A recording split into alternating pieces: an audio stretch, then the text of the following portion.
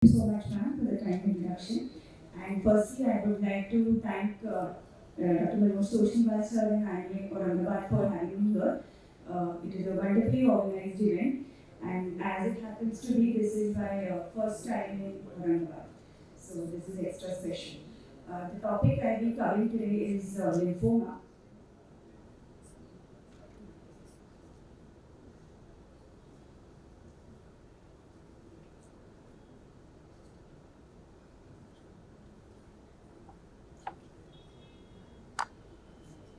Increasing day by day. What we used to see around 10 years back when we were doing our DM and what we see now, there is a vast difference. Almost every day we are diagnosing new cases of leukemias or lymphomas. That is why we need to know basics at least about these conditions. And why is it so? It could be because of genetic factors, changing lifestyle, but one of the important factors which is responsible for this is that the hematopoietic cells, the basic cells which form the blood, are actually pluripotent cells, they are stem cells. So with any mutation, any trigger, these cells can actually convert themselves into malignant cells. That is probably one reason that amongst all cancers, hematological malignancies are something that are coming up in a big way.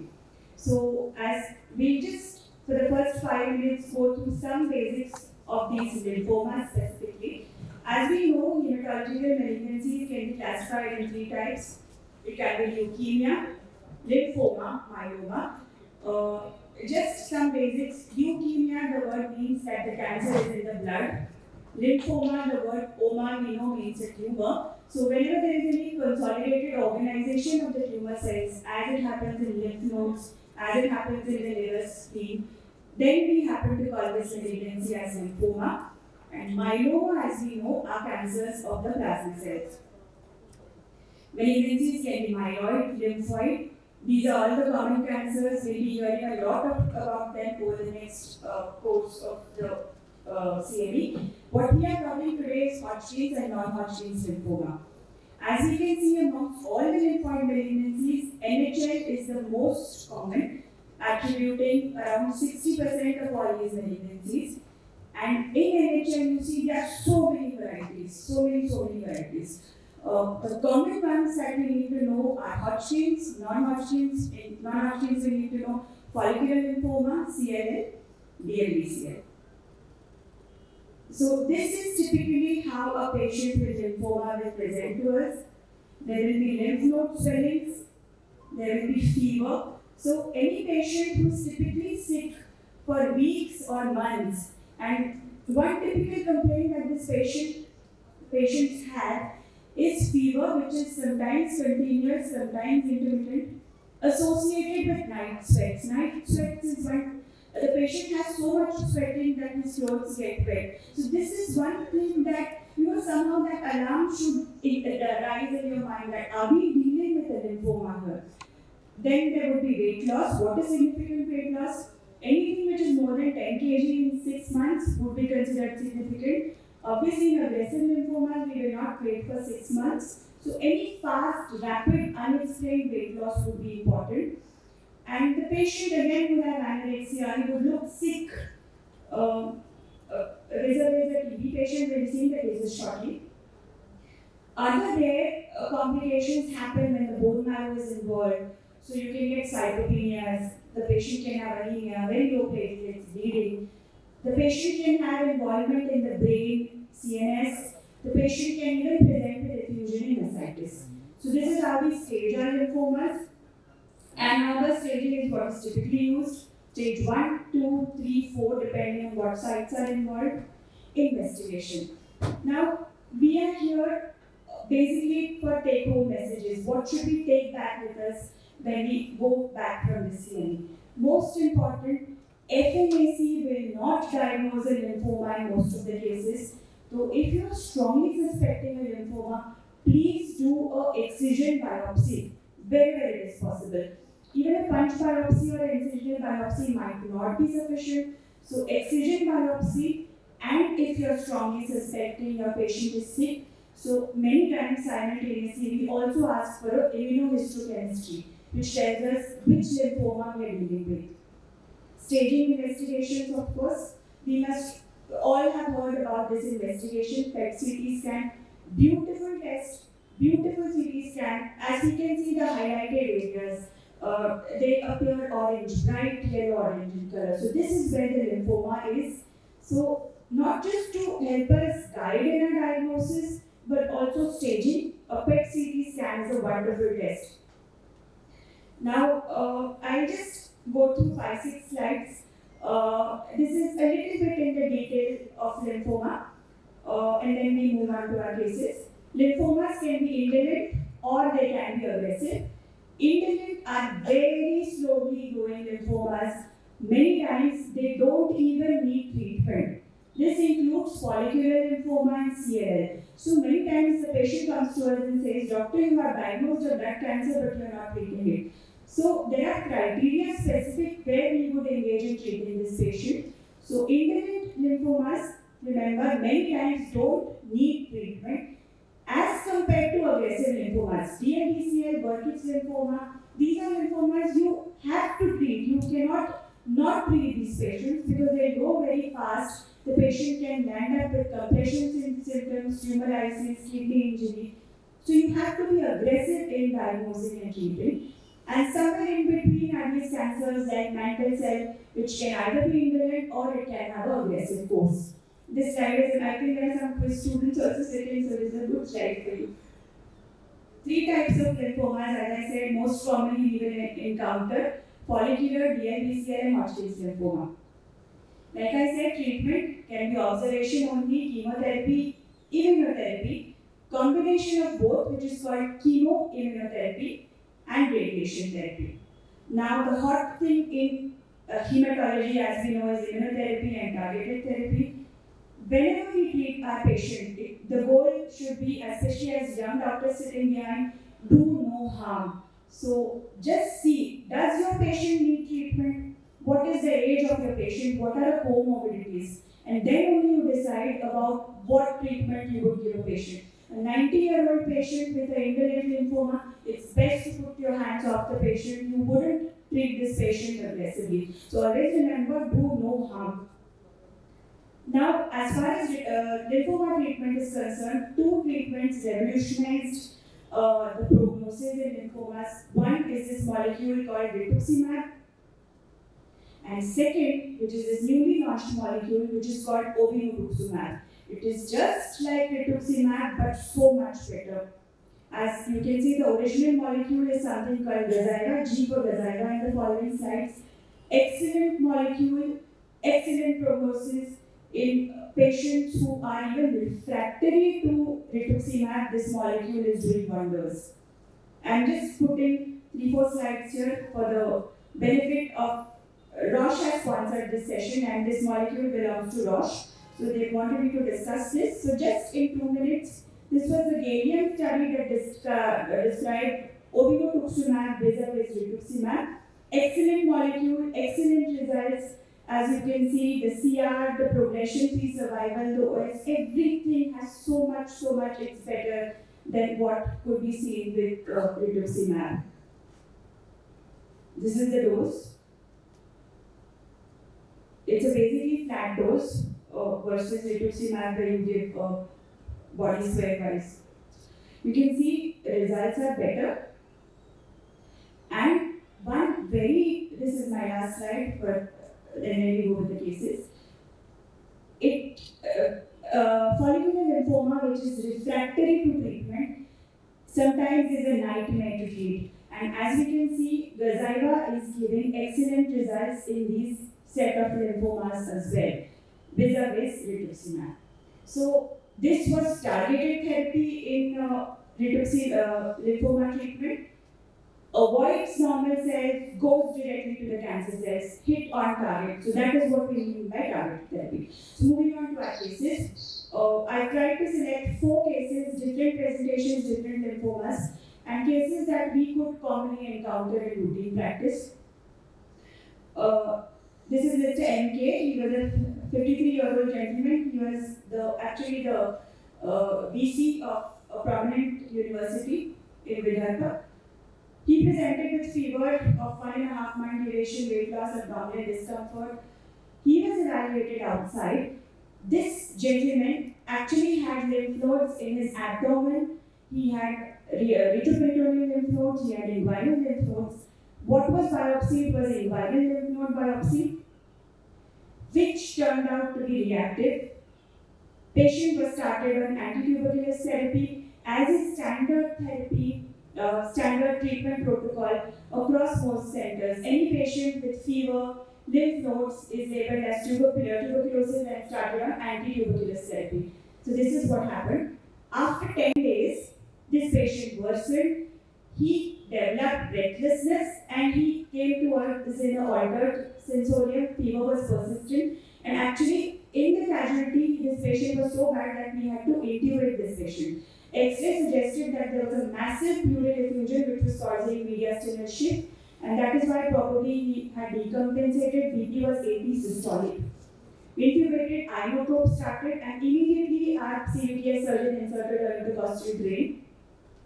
These are his investigations. You can see everything is normal. Then why would this patient be so sick?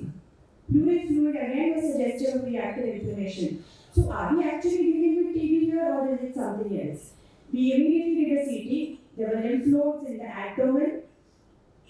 Ejection fraction was good. One more thing why this case becomes interesting is this patient also had a history of some skin disease 7 years back, was evaluated by a prominent dermatologist in Mumbai and was labeled as mycosis fungoides. As we know, mycosis is basically a cutaneous manifestation of lymphoma, T-cell lymphoma specifically. So, were we dealing with a T-cell lymphoma, or was it some other lymphoma, or was it still tuberculosis? So, what we did at this stage was, after the patient settled a little bit, we immediately took him up. We took the intubated patient up for a laparoscopic intra-abdominal biopsy, as we didn't have any option. CT-guided biopsy was an option, but we could not take risk with it because sometimes CT-guided specimens are inadequate. We didn't have time with us. And we also simultaneously did a skin biopsy with IFC. Without waiting for any reports, we started this patient on dexamethasone, 10 mg per meter square dose. We immediately got the histopathology reports in 3 to 4 days' time. So that was this. Lymphoid aggregates, fibrous bands, necrosis, pleomorphic infiltrate, large cells, prominent nucleoli. This is his histopathology, and this is his immunohistochemistry. So we also did a lot of other markers to see if we were dealing with a composite lymphoma. Also, the TCR was negative, EBV RNA was also negative, bone marrow was normal. So what we were dealing with was a classical Hodgkin's lymphoma, stage 3 IPS 4. Stage 3 because the pleural fluid cytology was normal. Treatment was ABVD. This patient, we could have maybe given him some higher therapy, but he was not so fit enough for that. So ABVD, initially just ABD. Bleomycin was omitted because this patient had effusion. We didn't know how his lungs would be. This is his interim PET. In 2 cycles, we can see that the disease has really gone down. 6 cycles, the patient is in remission, and till he comes for follow-up, he is doing excellent. So, this case discussion, take-home messages too. If you have any other lymph nodes available with you, please avoid inguinal lymph node biopsy because many times it ends up being reactive. So, even if you have to do a biopsy from the mediastinum, from the abdomen, please prefer these sites. So, this is the first take-home message from this case.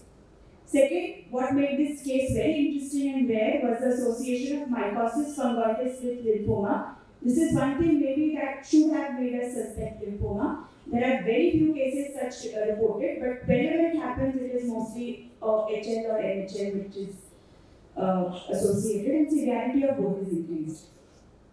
So these are the case reports till now. That was the first case. Second case, everything is same. Fever, chest pain, shortness of breath, evening rise, typical. Somehow these days lymphomas that we are seeing are complaining of evening rise in temperature. That again triggers that alarm that is this tuberculosis. weight loss, everything same. Contact with tuberculosis again positive, tuberculin test positive. What more can you ask for? So, patient was started outside on AKT. As you can see, the ADA is very high. It is 70. Uric acid. When you are looking at the patient, look at the patient as a whole. Why should the uric acid be raised in a patient with tuberculosis? Why should his LDH be raised? Why should his ADA be so high? Unfortunately, outside a cytology and TB was not done. Patient did improve after AKT was referred. Effusion was continuously filling, so a pigtailing had to be done of the pleura. This is the patient. So when we checked him, this patient had bilateral pleural effusion, ascites, and he also had a very big tonsil. There were some lymph nodes also in the mediastinum, but this patient was not willing for that mediastinum biopsy. It would have been an ideal thing to do. So this is the PET CT scan. Everywhere in orange, yellow is the disease. As you can see, there is florid disease. Lot of ascites, lot of effusion, and one tonsillar lymph node here, if you can appreciate it. So what we did is we took a punch biopsy from the left tonsil area. We sent it for IHC. At the same time, what we did is, because the patient was not willing for a mediastinal lymph node biopsy, we didn't have any other lymph nodes. At the same time, we sent the fluid flow cytometry. So you must have heard of fluid cytology. Whenever you are suspecting malignancy, you do a fluid cytology. But if you are suspecting a hematological malignancy, fluid flow cytometry is an excellent test to isolate the cells. So this was a case of T-cell non-Hodgkin's lymphoma with diffuse pleuroperitoneal lymphomatosis, treated, doing well. Again, second case, slightly different, presenting with as a tuberculosis with lymphoma. One doubt that should have been raised here was the tonsillar involvement. Why would TB involve isolated tonsils? Third case, 27-year-old boy, thalassemia major, on regular transfusions. He presented with a swelling on his temporal skull region.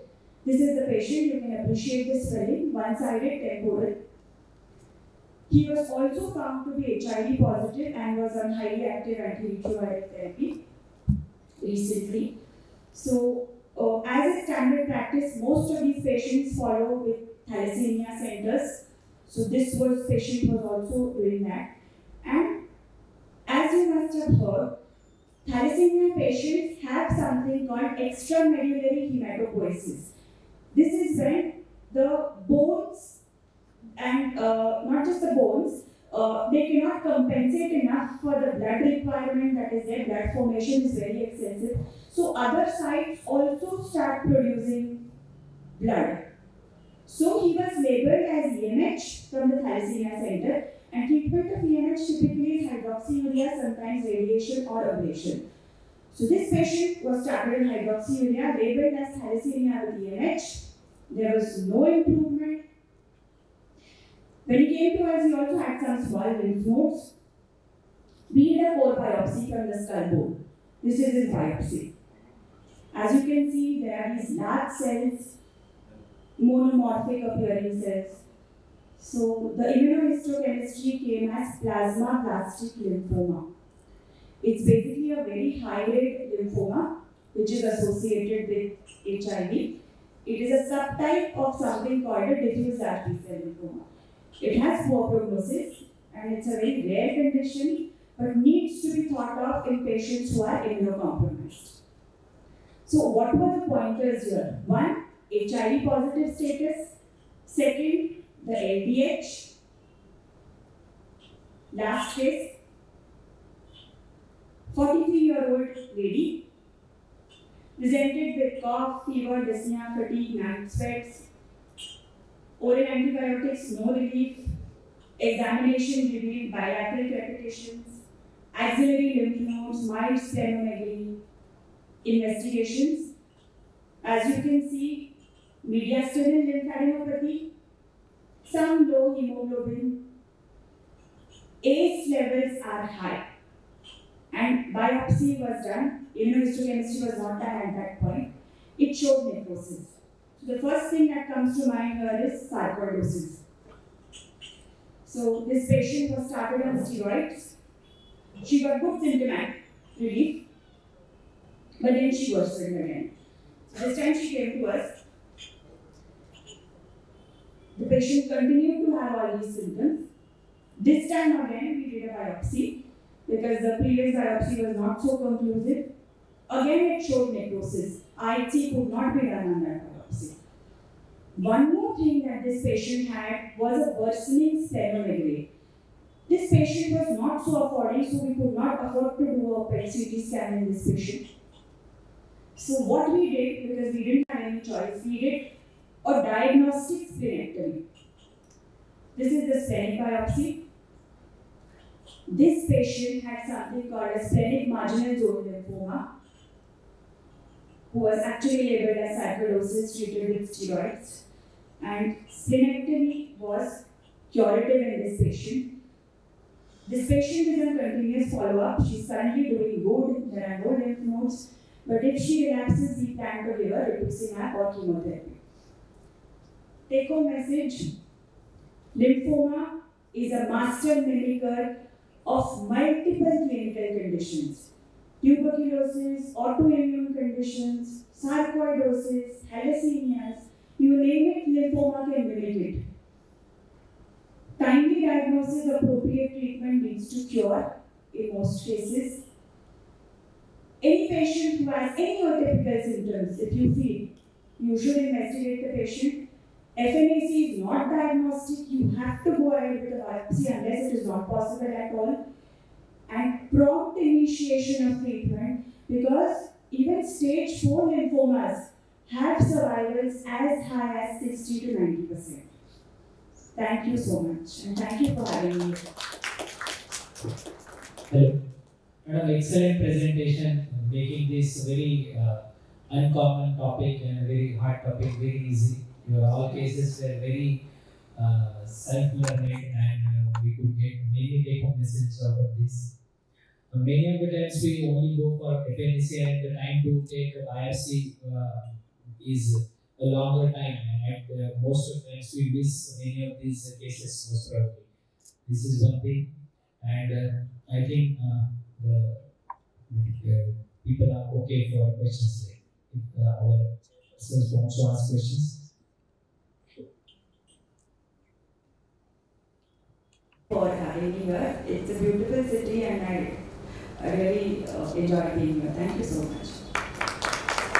For these wonderful cases, I request Dr. Ganesh Agarwal sir to felicitate our speaker.